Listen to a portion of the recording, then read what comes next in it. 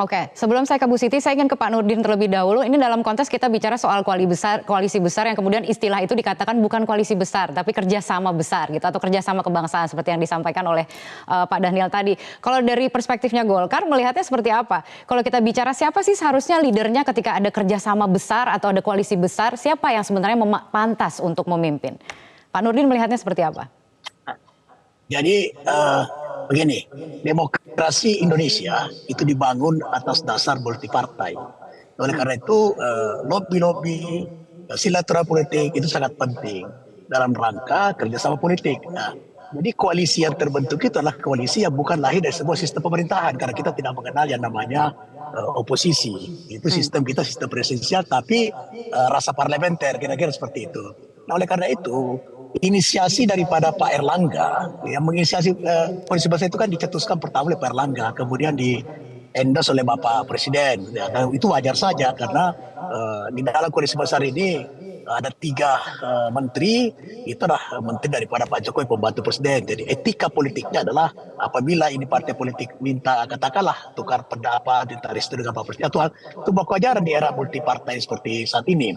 Nah, kalau tadi Pak Masinton, sahabat saya ini mengatakan bahwa masing-masing partai punya standing, punya sasaran, punya tujuan, tentu juga punya ambisi, itu wajar saja. Nah, oleh karena itu, karena satu-satunya partai yang memiliki golden ticket itu adalah PDIP.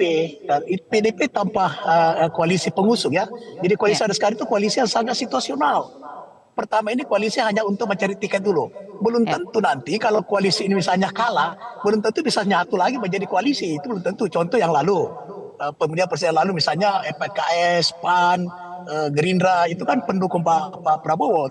Tapi begitu kalah, kemudian PAN, PKS, PAN dengan Gerindra bergabung dengan koalisi Pak Jokowi, PKS tidak. Nah, jadi koalisi yang sekarang ini hanya koalisi yang sangat situasional.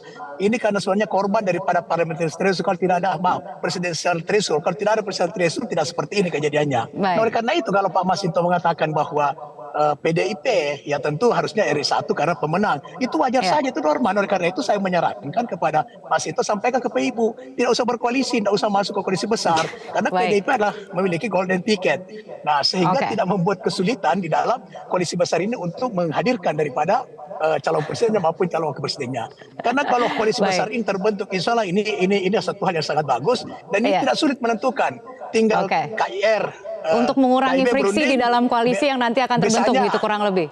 Ya, Pak Nurdin. Baik, saya ingin memberikan tidak sulit lagi.